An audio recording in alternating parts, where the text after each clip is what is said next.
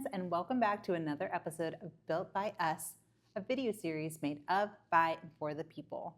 If you've heard of Built by Us before, that's because this is spawned from our incredible podcast, Built by Us, so be sure to check out our previous episodes anywhere you listen to your podcasts on Spotify or Apple or wherever. I'm your host, Joselle Torres, and today we're going to be talking about liberatory organizing. We have an incredible guest, Desmera Gatewood, with us here today, who is our program manager for nonprofit and direct service engagement. Desmera is a Durham native and graduated from North Carolina Central, go Eagles, and has a Master of Science in Organization Development from American University. Des has spent a majority of her adult life organizing and advocating for equitable policies and practices, and seeks to use her expertise as a policy organizer and expert of change theory to achieve meaningful pro-democracy policies. Hey, Des. Hello, Joselle. How are you doing today? I'm better now. Aww. That's great. I'm better too. I'm so happy you're here today. I know, likewise. This is great. Yeah, so tell us a little bit about what community-led organizing or organizing for liberation means. Wow. So community-led organizing, I think, is pretty simple in concept, but it's not something that, unfortunately, it's not something that you observe a lot of, especially in places where you see more grass tops organizing, kind of overshadowing the community-led organizing. So when we think about community-led organizing, we're thinking about people who are impacted by particular policies or practices that are disproportionately targeting people of a certain region or a certain identity or a certain class, and we defer to those people to have the expertise and the tactics and the skills that are necessary to confront those issues. Yeah. I mean, you make a good point about those people being from the communities. Mm-hmm. That is what matters. Mm-hmm. Because when you have, especially we're in the middle of a presidential election cycle, there's a ton of groups doing great work, including national groups. Right. But they might not know exactly what's going to matter to somebody in Fayetteville specifically, or to somebody in Watauga County, or somebody in Elizabeth City. And knows the history and background of, social unrest or racial violence that has happened in towns like Elizabeth City in North Carolina. And so I think I'd love to hear a little bit more about the mechanisms used in community-led organizing. Yeah. And the other advantage there, it's not just about how much knowledge someone has to the issue or how much proximity someone has, because one could become educated on these matters, but there's also a different level of investment that comes when this issue literally impacts you, because you could have some sort of knowledge about it, even institutional knowledge about it, but if you're still in the circumstance, then you're going to be more likely to continue that connection to the issue and to the organizing itself. In terms of what this looks like when we start talking about, I'm sorry, remind me of your question exactly. No, some of the mechanisms that are used to help enrich community-led organizing. Yeah. So one principle that we see observed in, for example, like Ella Baker's theories of community-led organizing, and she was someone who was essential to the foundation of how the civil rights movement evolved. And how the Black Power movement even came to be. One thing that she was very keen on was participatory democracy. And so this really challenged some of the practices that we saw in the earlier iterations of the civil rights movement, where people were taking their direction, their beliefs, the way that they operated from usually a central leader or a central body of people that were kind of telling them what to do. Usually those people were cishet men, and they had roles in clergy. They may have even had a little bit more education than some of the people that they were leading. And those people were heavily deferred to when they were talking about strategies and how they were going to approach certain issues, and even deciding who would be the spokesperson, deciding, what the duration of a campaign would be. And so basically holding power. Holding power, quite simply. And so what we came to observe with participatory democracy, especially when we're talking about like later on with groups like SNCC, we saw that. And what does SNCC stand for? Student Nonviolent Coordinating Committee. You started to see that people had a different level of even excitement in their approach to the movement. There was more of an engagement in how much people were even participating at meetings, how often people were speaking, how included their ideas were in the final product. And all of that made for a movement where people felt more drawn to the cause and the purpose, whereas you had Ella Baker, who broke off from different places like the NAACP and the SCLC, because as brilliant as we came to learn that she was, her voice was not involved in those conversations in many ways, or if she would say something, it would be kind of dismissed. And we can surmise that it's because she was a woman, for example, a Black woman who came from a working class family in the South.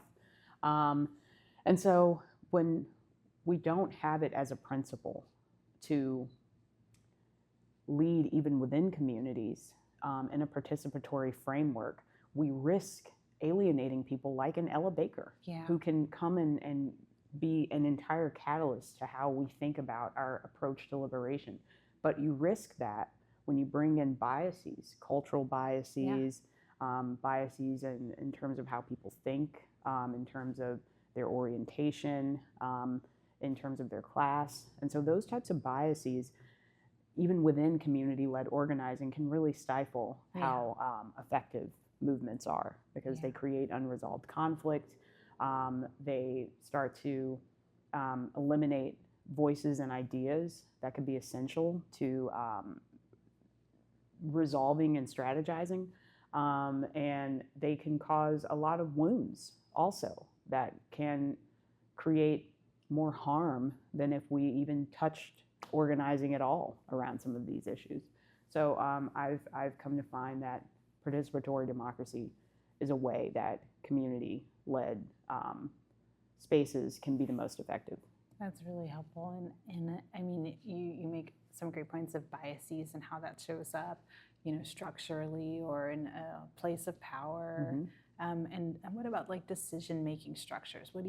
Is participatory democracy a decision-making structure, or do you feel like there's other ways that folks can make those decisions and not necessarily isolate, like you said, an Ella Baker? Like, how does that show up in 2024? So I prefer facilitation as opposed to kind of directing what is going to happen. Facilitation could be considered that in a way, but facilitation to me implies that you are gathering what people think, you are inviting, you're creating a safe space. And I think facilitation is necessary for those decision-making structures like participatory democracy, because one could say, well, what if we just walk into a group and everybody just starts talking at the same time, and you don't have any time limits on who can speak, you're not keeping track of who already said something, you don't have time where you say like, okay, we've gotten to this and now we're going to take a vote. So the facilitation aspect is important. And I think having a trusted person who understands how human beings work, doesn't have to be someone with any particular degree, but it could even be an elder. It could just be someone who people believe have an ear for different ways to engage people. So I think having a facilitator for participatory democracy is an effective way to create products that people can be proud of, and plans that people are more willing to follow. And when you have situations, and this is even talked about in organization development, this is talked about in business management, when you have situations where you're prescribing for people what to do with their problem, when you're coming to them and asking for more buy-in than input, and you've already decided this is what we're going to do, people are going to be less likely to come forward with the same amount of enthusiasm and investment.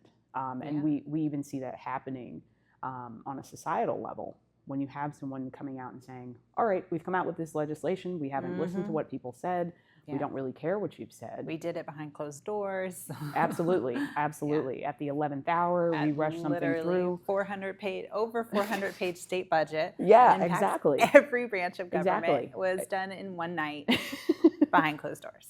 Exactly. And we expect you all to just accept it and be fine with it.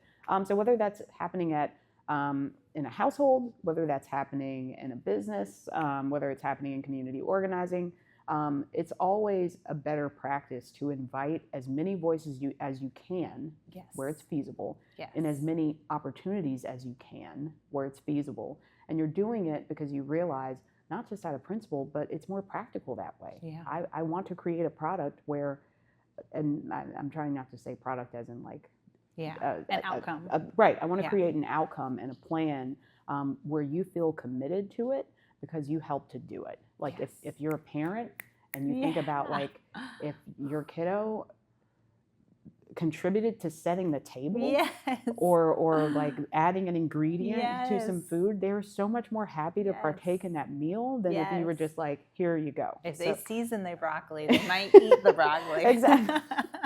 Exactly. If they got to go to the grocery store with you and choose what they're going to eat. So we see these concepts as early as childhood. And so who are we to abandon that later on, unless it's pride, patriarchy, classism, some of these other biases that start getting in the way, where people preference their own models of decision making than even having people be committed to the cause. How would somebody, if they were in a community organizing situation, how would they be able to kind of break some of that down if they're showing up? And I think you do a great job of modeling that for our organization as a Black woman. How do you ensure your voice is heard when you're entering a space that has named itself as a community organizing led space? I think building relationships is always going to be important. Because I think people do want to believe that whoever it is speaking out in their best interest and is acting in their best interest. And one of the ways to do that is to build trust. And building trust can take time. It can take a mutual exchange of information and giving people space. It can, people want to see acts of love. So you may not just be entitled. You may not just be entitled to people's belief that your voice should be heard just because you're there. I mean, they might hear you, but that doesn't mean they trust you. And when I say trust, I'm not necessarily talking about that you've demonstrated that you've got some sort of extensive knowledge in this field that you're an expert in. Sometimes that doesn't actually establish as much trust as just someone genuinely seeming invested in you as a person and invested in the group as a people. And that can look as simple as you following up on how someone's child is doing. Are you bringing food to someone? Are you giving someone a hug?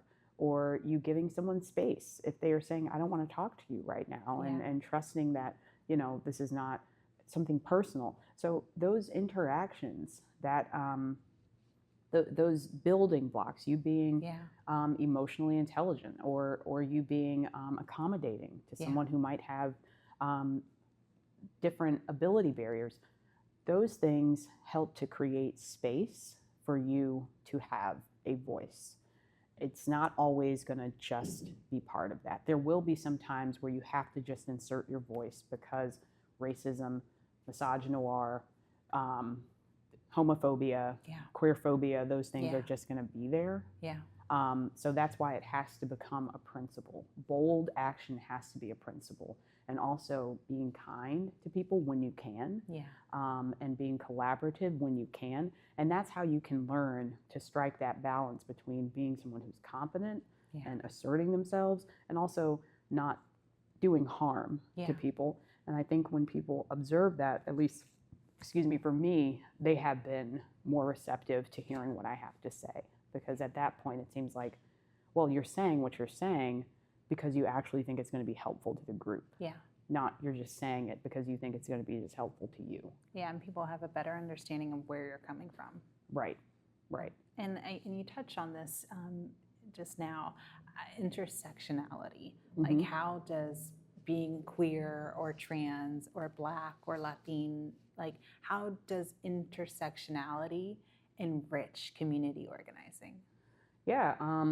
And for me, it used to be depressing anytime I realized I was identified with another group of people who were marginalized and oppressed, because it didn't actually occur to me that that was the case until I experienced a microaggression or some sort of barrier or some sort of exclusion because of that identity.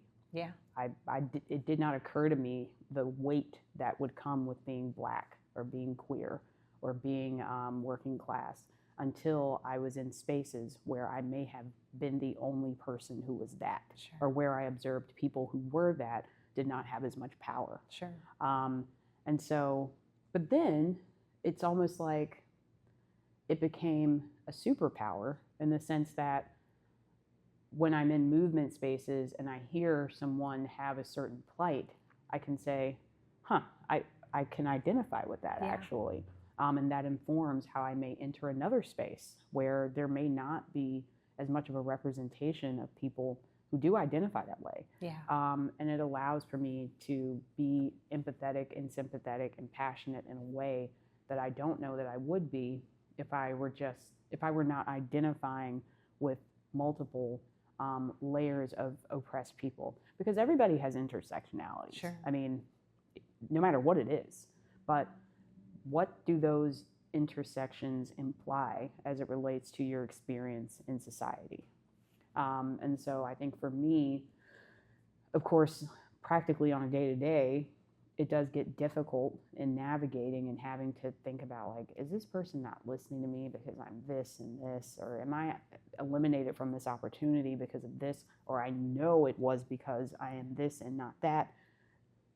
What also it comes with is now I see that if all of these barriers are not addressed, then I'm not any better off. Yeah. So it gives a sort of commitment to the movement that I think is very special. Yeah. And it kind of circles back to that trust piece too, of like you building trust for yourself in that moment. And like you said, finding somebody who looks like you, or you can understand why they're either positioned that way or saying something because you've experienced that same. Absolutely. Even at Democracy North Carolina, there was a time where, since I'd worked there, where I was the only person who I think identified as Black, queer, and neurodivergent openly. Yeah. And now I see a few other people on staff who powerful. identify as Black, queer, and neurodivergent openly. Yeah. And so when I can hear and observe certain things that may be happening to them uniquely, it gives me like a certain level of like heightened sensitivity, but also awareness and wanting to advocate to make sure that while there has been progress made so that there are people who are in this space, if those people do not feel totally comfortable and do not feel totally loved, then that is an entry point for me to assert that activism and all the things that you talked about before that I do. But what does it mean to have all of these different experiences and understandings if I can't apply that when I see people who have my exact identities struggling with some of the same struggles that I struggle with? So I think that's another advantage of being in these intersectional movements and spaces. What would you say to Des right now that's scrolling by and stopping at our video, that's Black and queer and neurodivergent? What would you tell somebody who might identify with that today? The funny thing is, so I wrote a story for the Indie where I created an incubator for young queer voices in the Triangle to talk about what it's like to be a young queer person. So I'm actually going to quote one of them. He's 15 years old. His name is Taj Scott. And I asked him a similar question. And his response was, find your people. And it might be more difficult to do that because there are a lot of people who may not openly identify like you. So if you can be the person who pushes themselves a little bit more, and maybe to one other person or two other people or a room of people, start to lean into your identities, you will find that you will invite more people who will do the same. And it is necessary that you do that, because if we're talking about community-led organizing, we have to know where our communities even are. So I would say that it's kind of a chicken and the egg thing. Do you have confidence before you find your community, or do you have your community before you find that confidence? But I would say if you do not believe that you are in a space right now where you have that sort of love and support, fortunately, because of the nature of social media, even though there are some drawbacks and a lot of forums, there are more places where you can access people who may share your experience and your identity than when I was a kid, and the beginnings of that were like MySpace, and I don't think we even knew what we were doing. We did not. We were the test. We didn't know what we were doing. We're Yes. just like, I can put up a song and, you know, Yes. a background, and we Yes. didn't realize we were coding back then. Right. I could change the font. Right. Yes. But I would say now, look for places where you can have that community, because we do need each other and we keep us safe. So that's what I would say.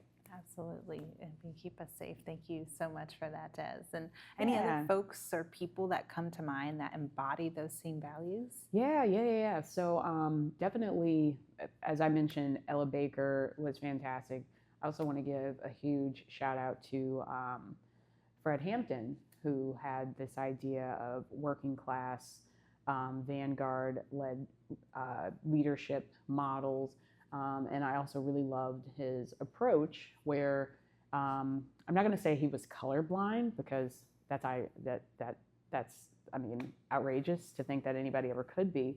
But what he saw was that, especially from the class lens, there were so many ways that we had experienced the same oppression across identities. Sure. And it was important for us to recognize those identities, Sure. but also recognize that there were certain bodies of people who were oppressing us regardless of our identity. Yes, so that's we right. could, regardless of our identity, also organize together and Yes. mobilize together and fight back Yes. against capitalist structures.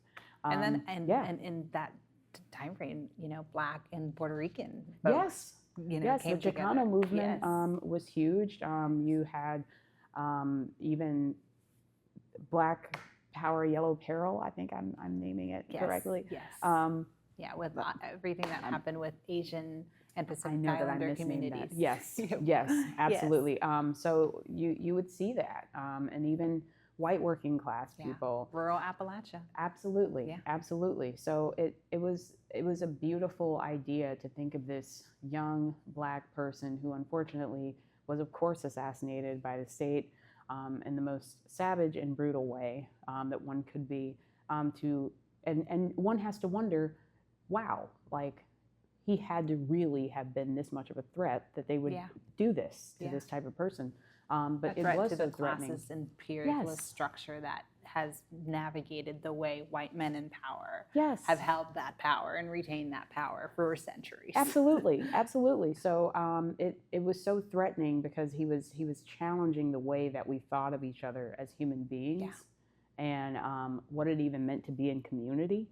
And so I think about that a lot when I'm thinking about what are we fighting against, and what are we fighting for. Absolutely. And how it is great to recognize our identities and still make sure that we can love and respect those identities, accommodate those identities, but not let those identities be the reasons that we keep ourselves apart in organizing against common threats. Yeah, and I think, you know, that's showing up today in 2024 when we look at the way that bad people are using race and using white supremacy to divide and distract people from real issues, like having a house, or incredibly skyrocketing rent, or economic devastation as in the form of not supporting people, working class people, mothers, parents, childcare. There's a childcare crisis that's happening across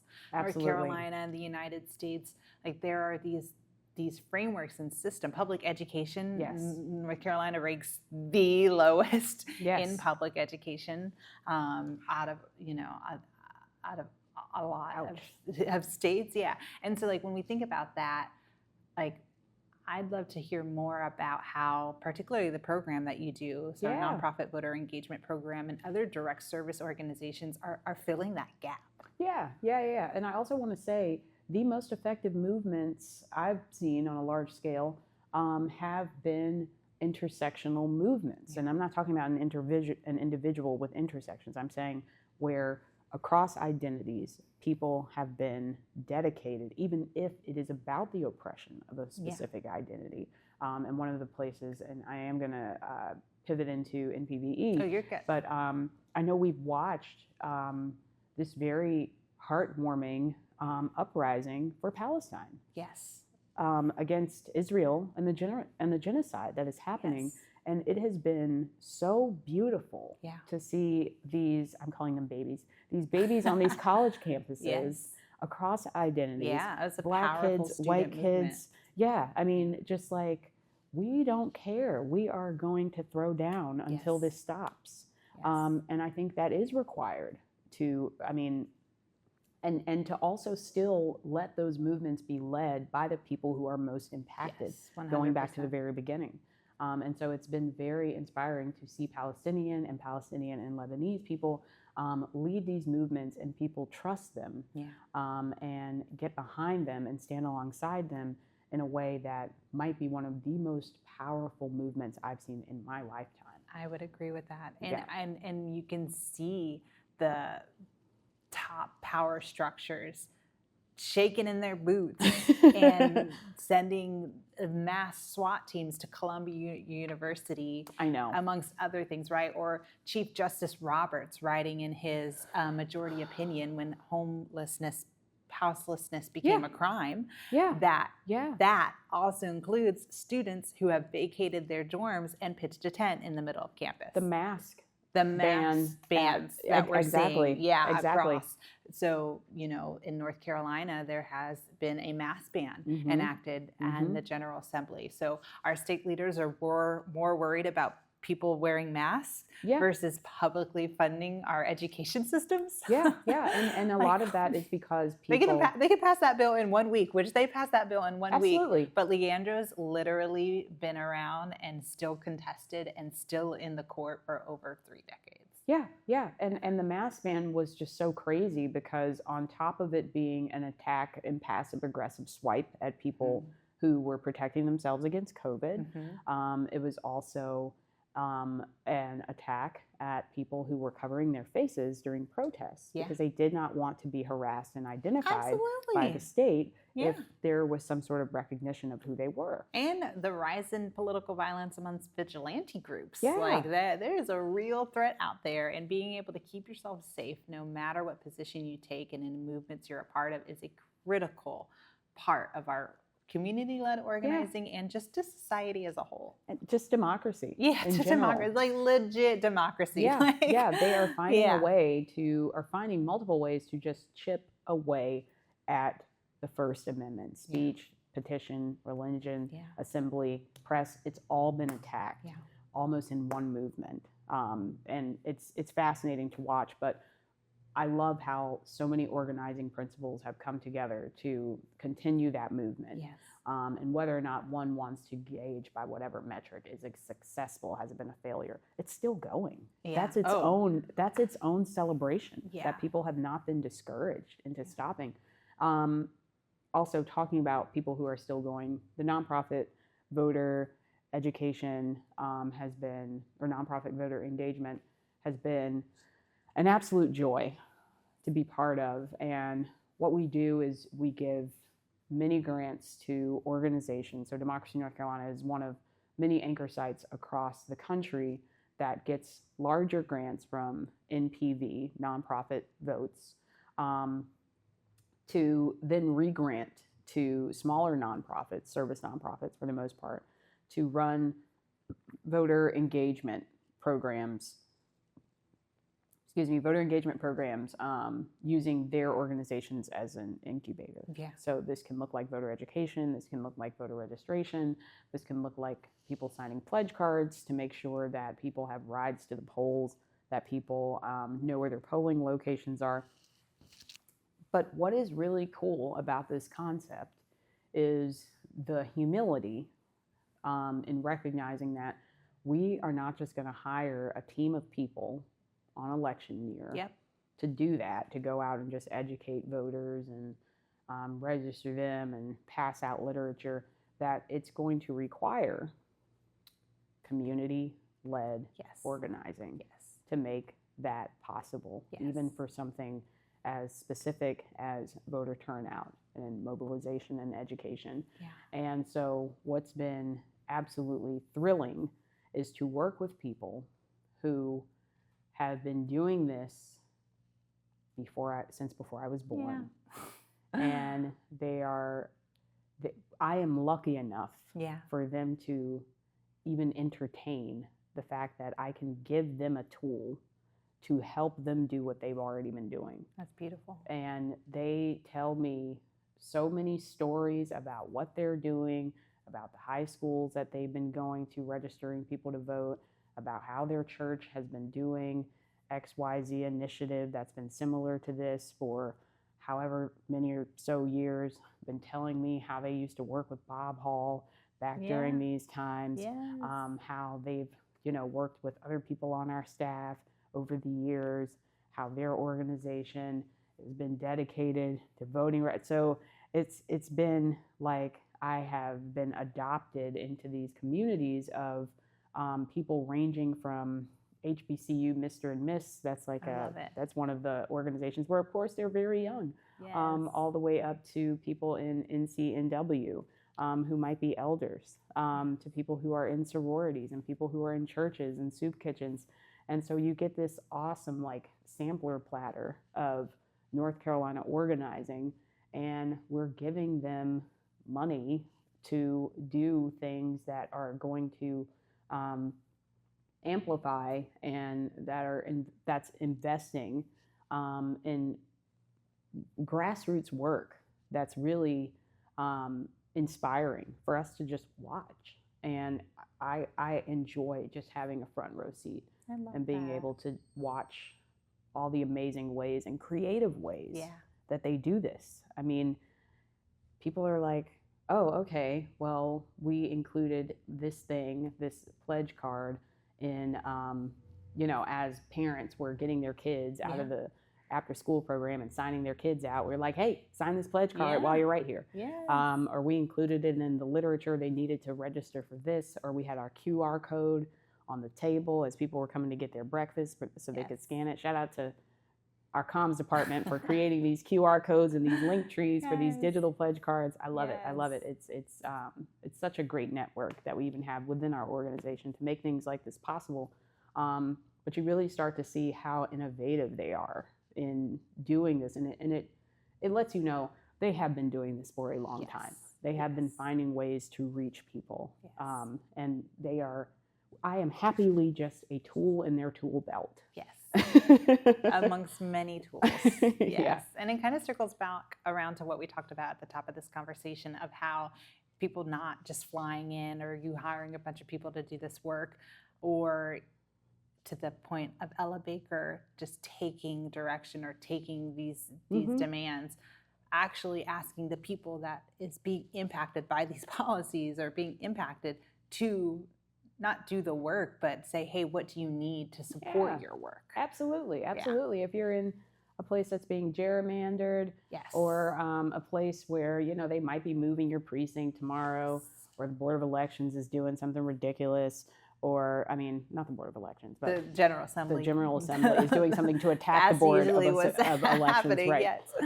Then, it's going to be essential that you motivate those people and educate those people to go vote. And then you have changing requirements for people with felonies, for whether or not you need an ID. Super Exactly. And these rules and changing and shifting policies can create mental barriers for people wanting to go vote. Yeah. So you're like, I did it this way once, and then now I'm caught up in this policy or gerrymandering. North Carolina's no stranger to that, or things change all the time, so that can be frustrating. Yeah, and then you have to backpack all the way to who are the people who literally know the people.